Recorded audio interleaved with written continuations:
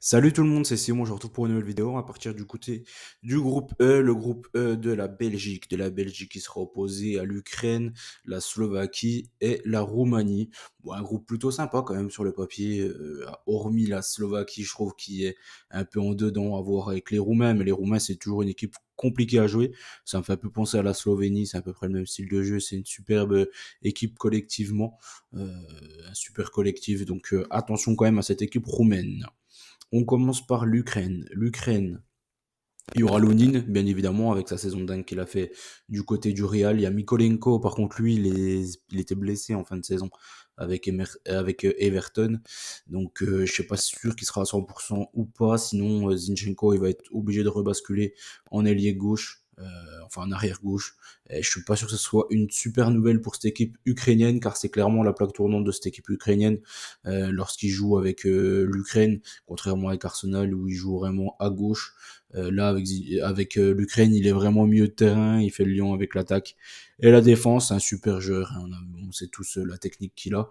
C'est un peu le maillon fort, je trouve, de cette équipe-là.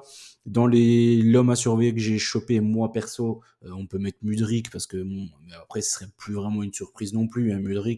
Même s'il fait pas une super saison avec Chelsea, avec l'Ukraine, il répond toujours présent. Tsigankov, qui fait une saison de dingue avec Gérone, tout comme Dovbyk. Les deux là, franchement, monstrueux, hein, monstrueuse leur saison. Donc ouais, non, j'ai pris Sudakov parce que c'est peut-être celui le plus inconnu de tous. C'est un peu un 9,5, un milieu-off, on va dire. C'est un super joueur, super bon techniquement. Il joue au Shakhtar, tout comme Konoplia et Matvienko. Et Stepanenko aussi, hein, du coup il y a quand même quatre joueurs du Shakhtar titulaires dans cette équipe ukrainienne, même s'il y a quelques joueurs aussi du Dynamo Kiev du coup qui a perdu Dovbyk, hein, qui est allé à Gérone, mais ils ont quand même fait une bonne petite saison. Je trouve le Dynamo Kiev cette saison on ne les attendait pas aussi haut. Zabarny, lui, il est titulaire du côté de Bournemouth. Et comme je l'ai dit, Mikolenko, il est à Everton, Zinchenko à Arsenal, Mudryk à Chelsea. Il y a quand même d'énormes joueurs, hein, quand même, mine de rien. Franchement, belle équipe, cette équipe ukrainienne. Je trouve qu'ils ont galéré. Après, ils ont donné du fil à retordre quand même à l'équipe d'Italie. Donc, à voir hein, ce qu'ils sont capables de faire lors de cet Euro. Je pense enfin, dans ce groupe-là, clairement, c'est les outsiders. Ils devraient finir deuxième de ce groupe, logiquement. Logiquement. Après, on part sur les grands favoris du groupe, c'est les Belges. Les Belges, en homme clé, j'ai obligé de mettre KDB, hein, Kevin De Bruyne, bien évidemment. Et l'homme à surveiller, il y en a plein. Dans cette équipe-là, Trossard qui a fait une saison monstrueuse avec Arsenal. Lukaku qui a été décevant cette saison, mais bon, avec la Belgique, il répond toujours présent. T'as Onana qui a fait une super saison aussi en PL, tout comme Tillmans, pas trop mal aussi, du côté de Villa. Euh, Ils ont quand même quelques bons joueurs. Il y a Théat de Rennes, Faes, Vertonghen, il joue en Anderlecht. Sels, pareil, hein, c'était un super joueur du côté de Strasbourg. Du coup, ils ont pas pris Courtois, hein, parce qu'il y a un gros problème d'ego. Et avec pas mal de joueurs de l'effectif belge, avec Courtois. Du coup, il a fait le choix de ne pas le prendre, bon, ce que je peux comprendre. Ce que je peux comprendre pour éviter un problème dans le groupe en interne. Après, tout le reste, ils jouent quasiment tous en Angleterre, hein, que ce soit Faes. Faes, il était champion avec Leicester.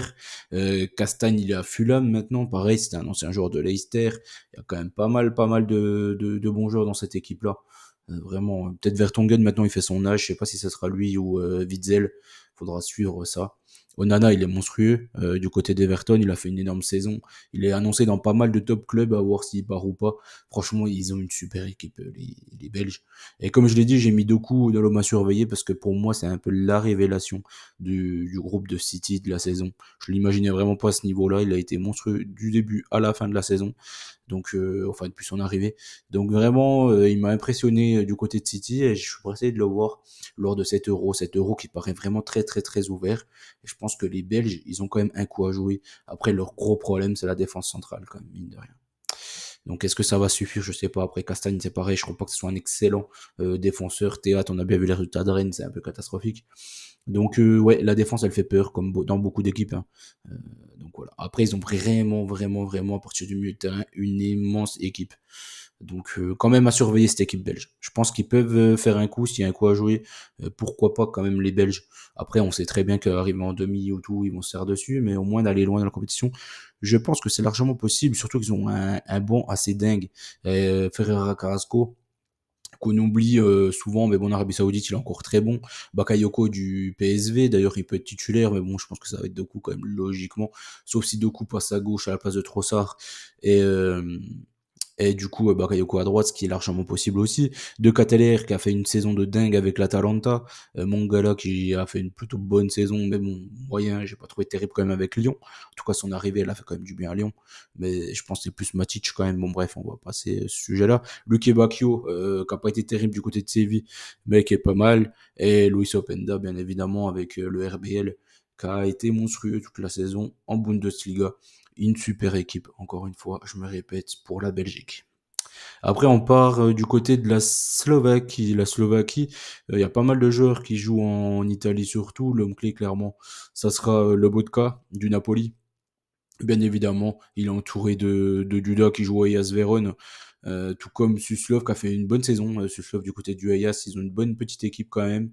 J'ai mis de l'homme à surveiller, j'ai mis Araslin parce que j'aime bien le Sparta Prague et le Slavia. C'est un championnat, le championnat tchèque, je le regarde pas mal. Je joue régulièrement, notamment Kuka devant, bien évidemment. Mais voilà, c'est un super joueur à surveiller et je pense qu'il a un énorme potentiel.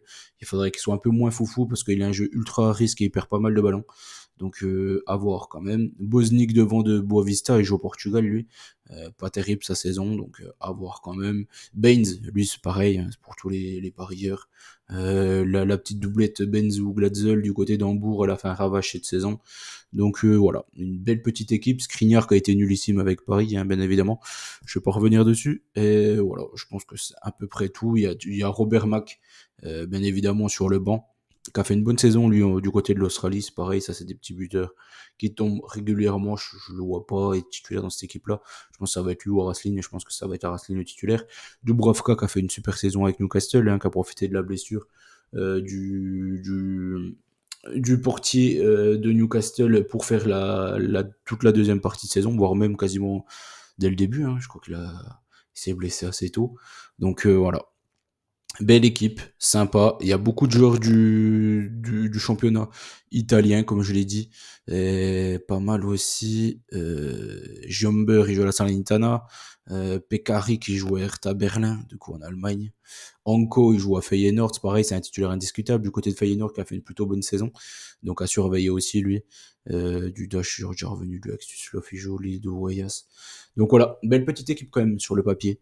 À suivre. Après, moi, ils me déçoivent souvent les Slovaques. Après, ils étaient dans le groupe du Portugal, ils ont quand même fait une plutôt bonne impression. Donc, faut pas quand même trop les sous-estimer. Cette équipe-là, c'est des bons joueurs de ballon, que ce soit Duda, Lobotka, Baines, Araslin ou Suslov, c'est vraiment des super joueurs de ballon. Donc, ça peut être sympa ce groupe. Franchement, à suivre, je vois pas trop d'équipes ultra faibles. Parce qu'on va terminer par la Roumanie, c'est pas une équipe faible aussi, hein, la Roumanie. Donc, attention.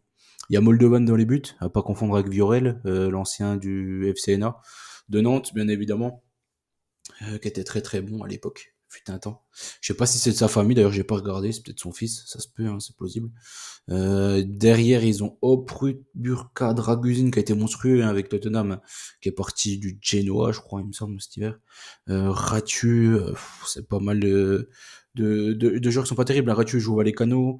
Moldovan, du coup, c'est le remplaçant, gardien remplaçant du côté de l'Atlético de Madrid, donc forcément, on ne le voit quasiment pas, ce qui est logique. Il y a qui Mihaila et Man, ça c'est deux joueurs qui jouent du côté de Parme, qui ont été premiers en série B, donc c'est deux joueurs quand même, il faudra suivre leur potentiel, c'est pas la série B, je regarde pas trop. Autant la Championship, je regarde énormément, mais la série B, c'est pas trop ce qui me botte énormément. Je vais pas vous cacher que la Bundesliga 2, je regarde aussi énormément, mais la série B, pas trop. Pas trop, pas trop. J'ai regardé les barrages avec Venise, là, qui sont montés. Ça m'a pas plus impressionné que ça. Les deux milieux, du coup, c'est Marine et Marine, ou Marin, je sais pas comment on dit. En tout cas, dans tous les cas, c'est deux joueurs qui jouent en Italie. Il y en a un qui, du coup, qui joue à Empoli, et le deuxième, il joue à Pisa. Donc, à Pise, c'est pareil, en série B, encore une fois. Bon, il y a pas mal de joueurs, comme je l'ai dit, d'Italie. Dragus, pareil, on l'a joué un paquet de fois, lui, du côté de la Super League turque. Très bon joueur, franchement pas mal. Stanciu, je l'ai mis en homme clé, bien évidemment. Pourquoi? Parce que clairement, il joue les coups de pied, il tire les coups de pied arrêtés et il est vraiment très très fort techniquement et c'est lui qui trouve des passes où personne s'y attend. C'est un peu le métronome de cette équipe roumaine.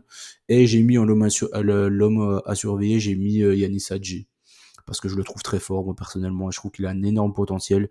Ça fait longtemps qu'on dit qu'il a un énorme potentiel. Et je le trouve très très bon. Moi, il joue du côté d'Alaves là cette saison, mais je les trouve très très bons. Et à voir ce qu'il va faire en sortie de banc, parce que j'ai du mal à voir les deux joueurs de Parme être sur le banc. À voir. Je pense que Hadji peut faire une énorme entrée contre une des équipes et puis il sera titulaire pour la fin de la compétition. Je le vois comme ça. Je pense qu'Hadji il a largement le potentiel pour redémarrer le match. Le seul problème, c'est qu'il jouerait plus le poste à peu près de Stanciu. Et Stanciu, il est un peu indétrônable. Donc il faudra peut-être le mettre du côté de Manu Miaila. Donc voilà, il faudra faire un choix de coach. Je ne suis pas coach. Donc voilà ce qu'il en est pour cette équipe roumaine. Je pense que c'est une équipe qu'il faudra regarder jouer parce qu'ils sont vraiment kiffants à voir jouer. Donc on part. Pronostic, j'ai pris premier, bien évidemment, la Belgique. Bah, là-dessus, je pense que ça devrait le faire. Attention peut-être à qui? À l'Ukraine. Ouais, je sais pas trop. Pour moi, les Belges, ils ont quand même un niveau même moyen, largement au-dessus des trois autres équipes. Donc je pense que les Belges vont être bien au-dessus. Ensuite, deuxième, j'ai mis les Ukrainiens du fait de leur effectif de dingo. Ensuite, j'ai hésité entre les Roumains et les Slovaques, et je suis parti pour un petit avantage Roumanie, parce que les Roumains, ils font énormément de matchs nuls, ils perdent très très peu de matchs, donc je me dis qu'ils peuvent vraiment embêter l'une des deux équipes, soit l'Ukraine, soit la Belgique, et après gagner contre les Slovaques, et donc finir troisième de ce groupe-là. J'ai hésité même à le tenter les Roumains en huitième. Voilà. C'est une cote à peu près autour d'un 80-85. Ça a tenté peut-être dans un fun, mais j'ai pas pris ça. J'ai gardé la Belgique. Premier du groupe, logiquement, ils devraient s'en sortir vu leur gros effectif. J'espère que la vidéo vous a plu. N'oubliez pas qu'on gagne en perd ensemble. Bon là, c'est juste bien évidemment des petits pronos. Vite fait sur tous les matchs de l'Euro, je reviendrai pour le premier tour, les premiers matchs de poule de cet Euro et je reviendrai aussi pour le dernier groupe, le groupe du Portugal. Je sais pas si je le ferai demain ou après-demain. Je ne sais pas encore, mais en tout cas, ça arrivera d'ici peu.